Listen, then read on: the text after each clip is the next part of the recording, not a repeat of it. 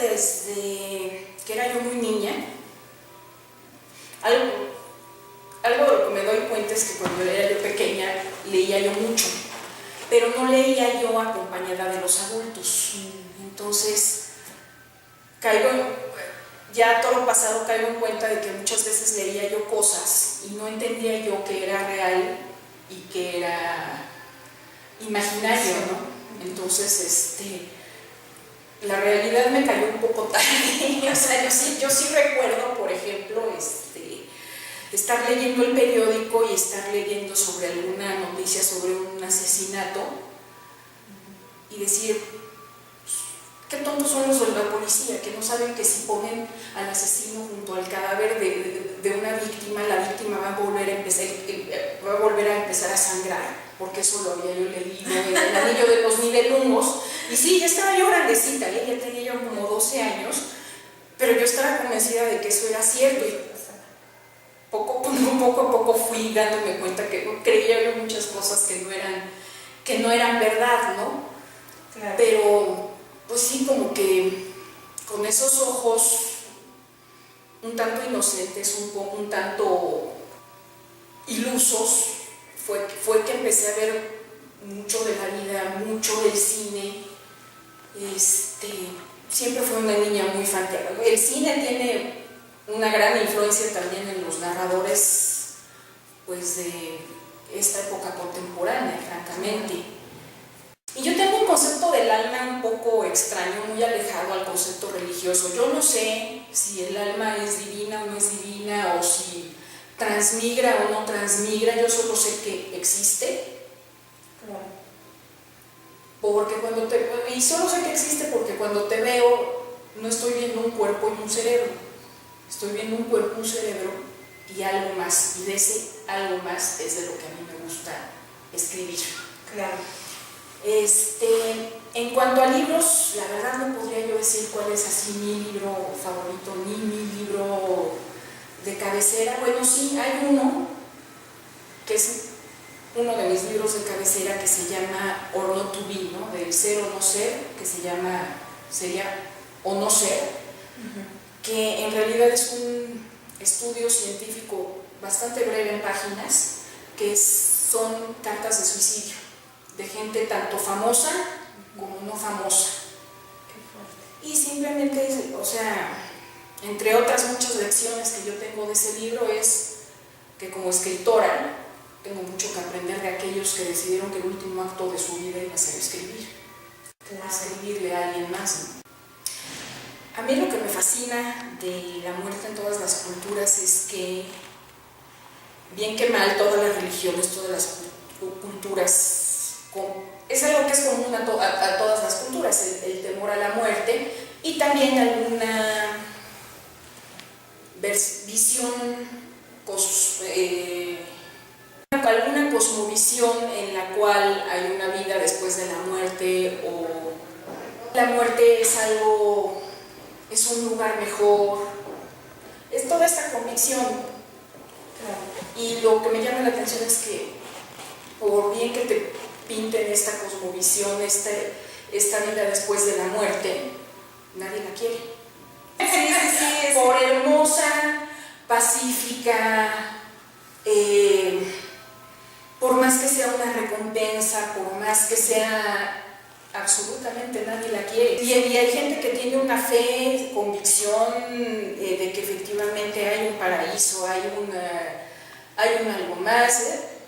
Nadie la quiere. Nadie la quiere conocer.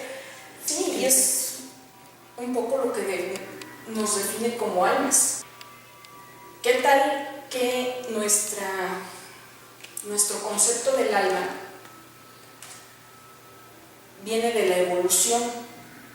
¿Qué tal que viene de la situación de que como tal somos efectivamente animales que fueron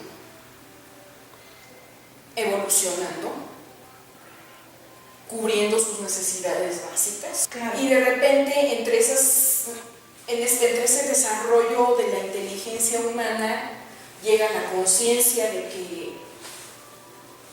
que tenemos un final, ¿Y qué tal si que, como respuesta a eso, creamos el concepto del alma, que también es común a todas las culturas? Y, por ejemplo, otra prueba que podría dar desde mi punto de vista de la existencia del alma es la existencia del arte. Finalmente es lo único que queda de cualquier cultura. Es en realidad el único patrimonio real que se tiene como humanidad. Y bueno, las emociones, los pensamientos, esa alma es lo que hace que tú te sientas conmovida por una obra de arte hecha en el Imperio Romano, cuando que no tienes absolutamente nada en común con las personas que contribuyeron a crear esa obra. O sea, es muy chistoso, ¿no? Porque Oscar Wilde decía que el arte no sirve para nada, y claro, no sirve para nada desde un punto de vista humano y del alma, es lo único que importa, nada más.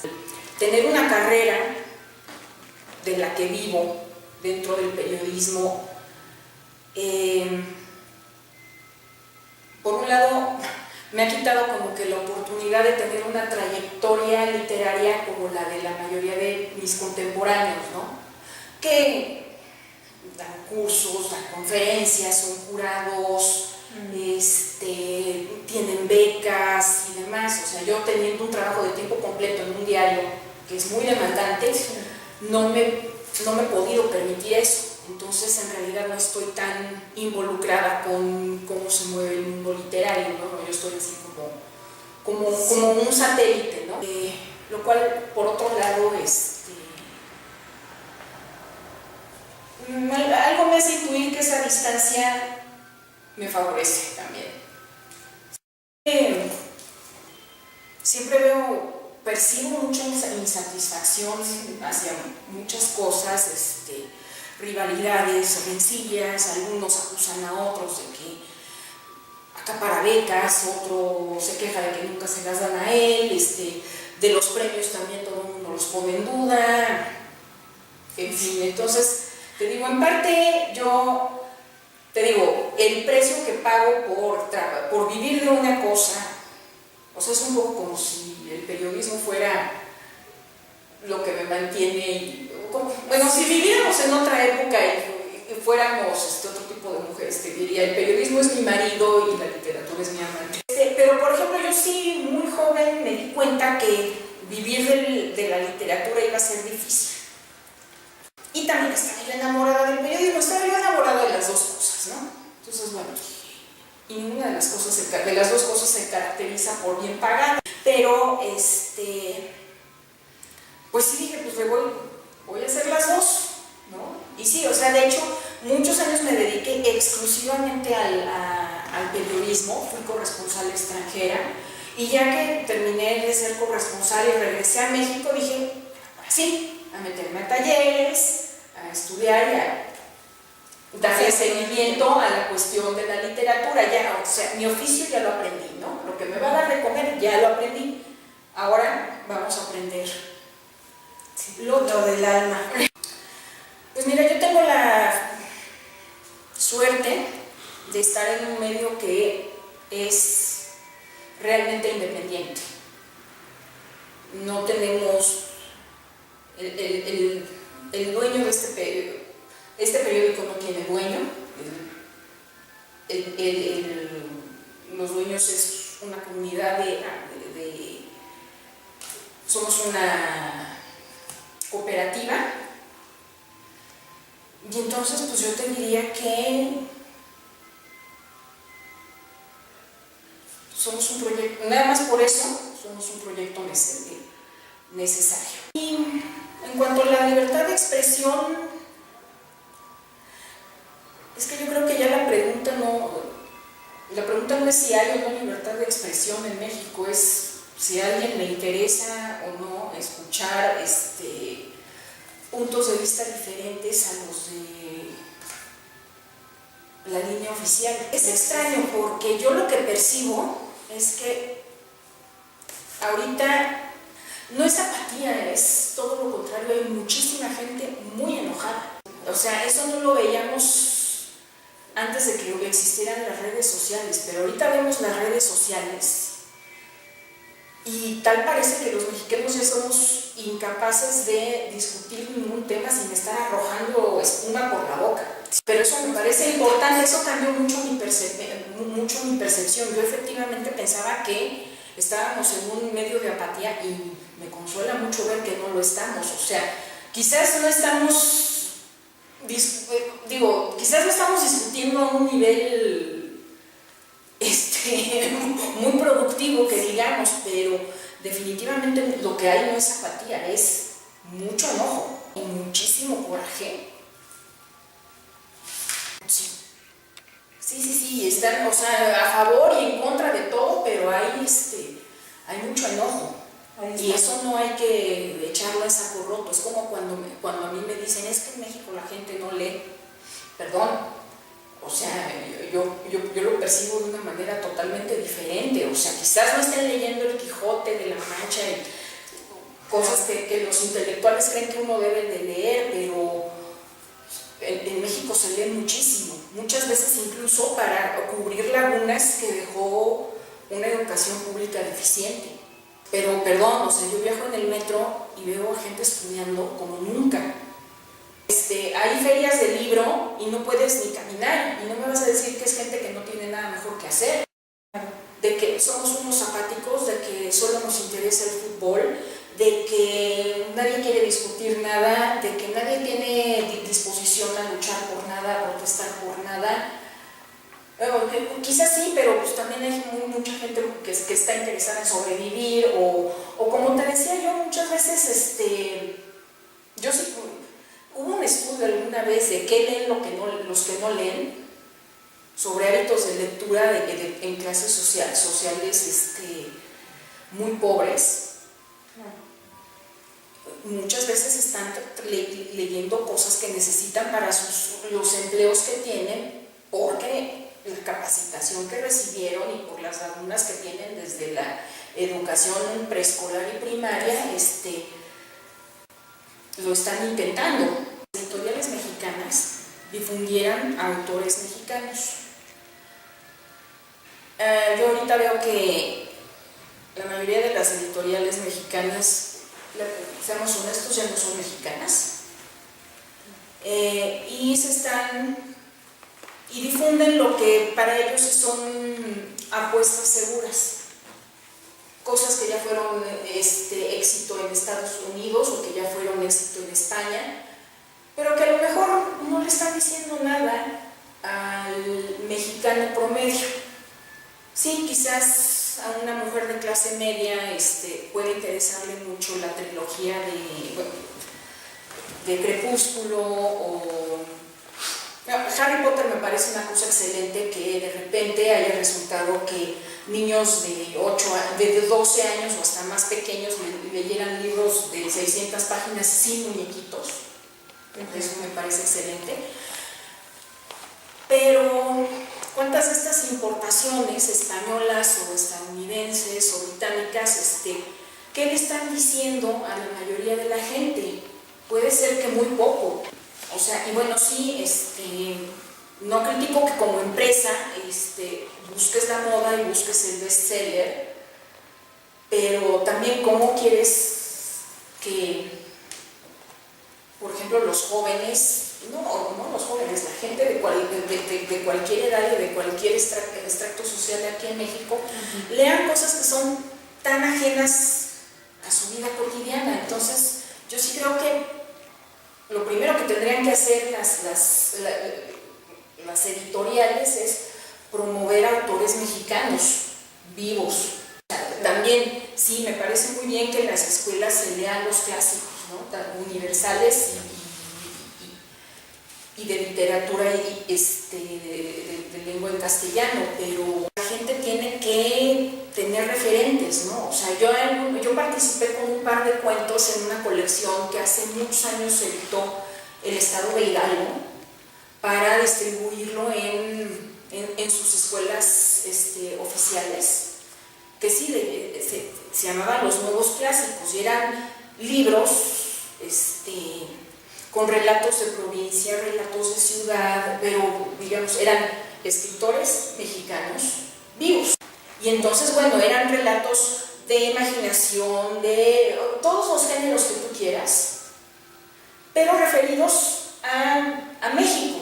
Y fue bonito el proyecto porque pues, aparte de las lecturas que exigía la Secretaría de Educación, se daban estas lecturas también. Y se les llamó los nuevos clásicos porque diciendo, bueno, no nomás están los clásicos, valga la expresión, ¿no?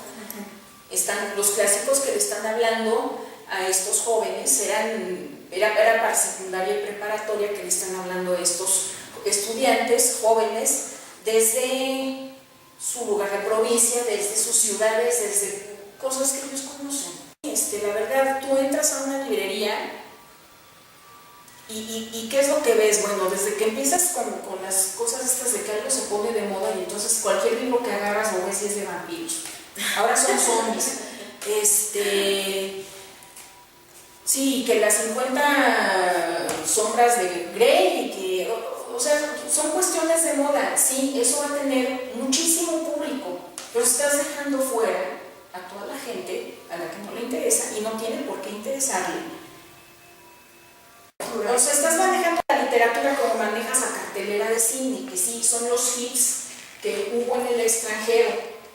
Y la gente los va a leer porque le toma menos de 100 pesos y menos de 3 horas irlo a ver. Pero un libro es una inversión mucho más grande de tiempo y de dinero.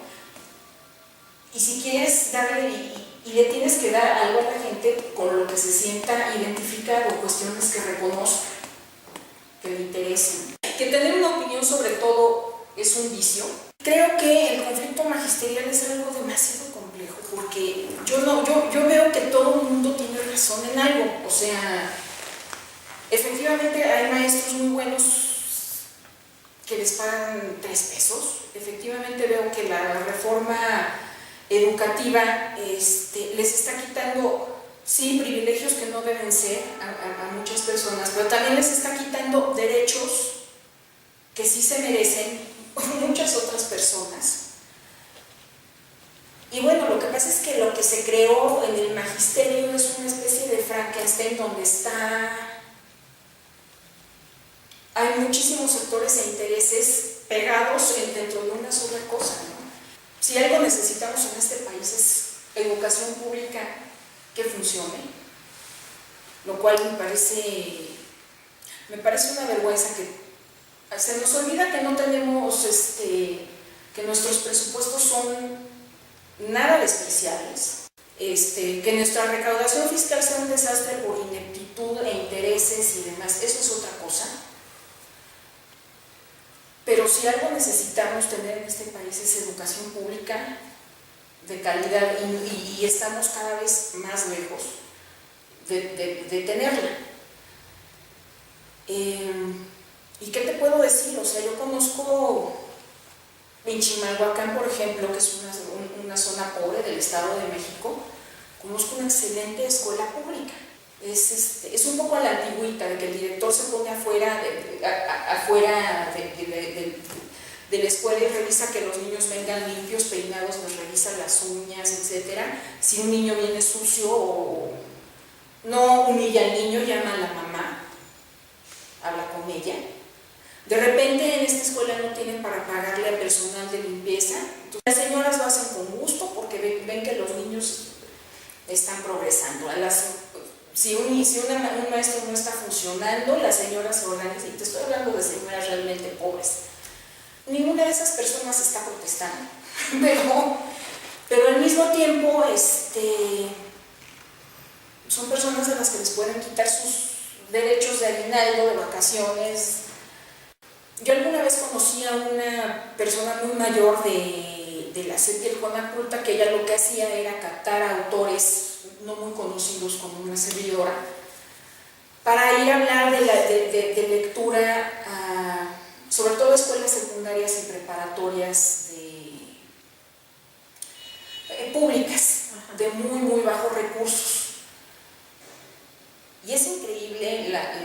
la respuesta que tenías. O sea, era como el día de fiesta de que fuera alguien a hablarles. Y la señora me decía, es que yo siempre voy con ustedes, las personas que no son reconocidas, porque los reconocidos no les dan ganas ni tienen tiempo para hacer este tipo de labor, ¿no? Y era de ir a donar tus libros, ¿no? O sea, yo compraba mis propios libros y los donaba, porque si intentabas venderlos o lo que sea, pues, ni el director de la escuela te lo podía comprar en 20 pesos un libro, ¿no? Y pues era irles a llevar 15, 20 ejemplares para que los tuvieran en su biblioteca, ¿no? Fíjate que son relatos que escribí en épocas muy distintas de mi vida. Es como si los hubieran escrito varias personas, como si personas diferentes los hubieran escrito y otra persona, yo, ya más adulta y más, ya habiendo escrito novela y demás, me puse a pulirlos.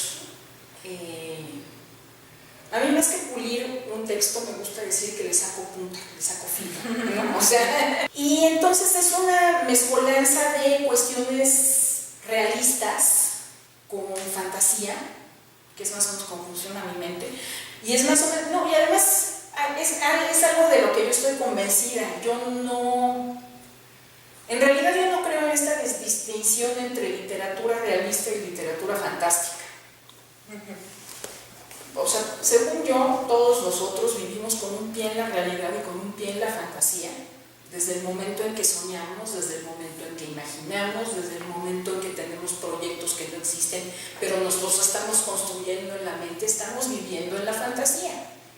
Claro. Todos, desde el momento en que leemos, desde el momento en que vamos al cine a que se nos estimule la imaginación, eso forma parte de la vida real, pero estás entrando de lleno por tu propio pie y alegremente a la fantasía y a lo imaginario y a lo inexistente.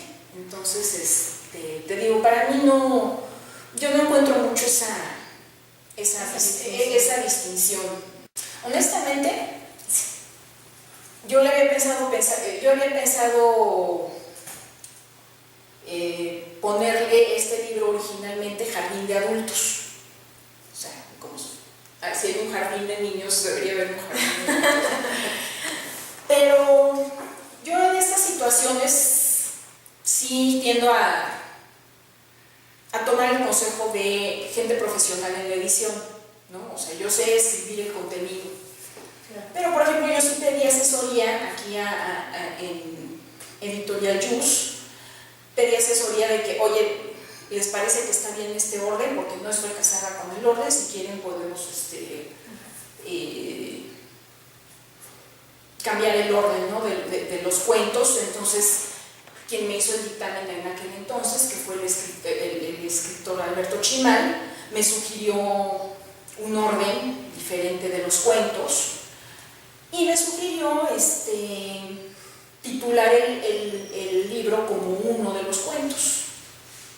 Entonces te digo yo, la verdad, en ese sentido, y por lo que te decía yo anteriormente, no dedico toda mi vida a esto, pues, claro. Entonces si hay alguien que tiene más experiencia en la cuestión editorial que yo, desde luego que sigo el consejo, ¿no? O sea, y también estudié en talleres lo suficiente como para que el ego no se me volviera una cosa desbordada. Sí, claro. Que siento yo que es uno de los peores, o sea, he visto a muchos escritores quedarse en el camino por su ego, tanto en la calidad de lo que escriben como en la difusión que pueden llegar a lograr. O sea, el ego es el enemigo del escritor. Yo no soy una persona, o sea, digamos, sí tengo una propuesta, sí considero que hay cosas que no voy a negociar, pero también estoy lejos de esta posición de que lo que yo produzco es una joya preciosa que no debe ser tocada. Entonces, pues, así fue, la verdad. Yo tenía, te digo, toda esta colección de cuentos, algunos más realistas que otros, y pues simplemente me dejé llevar por el consejo de Jus. Pues acabo de publicar 2 novelas como libro electrónico, que es, digamos, algo en lo que vamos a tener que incursionar todos, porque está estamos en una época ahorita, sobre todo las personas que escribimos de lo que sea, en que si no estás en internet no existes, pero tampoco puedes dejar de existir del todo en el papel. Y bueno, una de estas novelas que publiqué como libro electrónico la quiero ofrecer a Editorial Jus para ver si me interesa hacer la publicación en papel.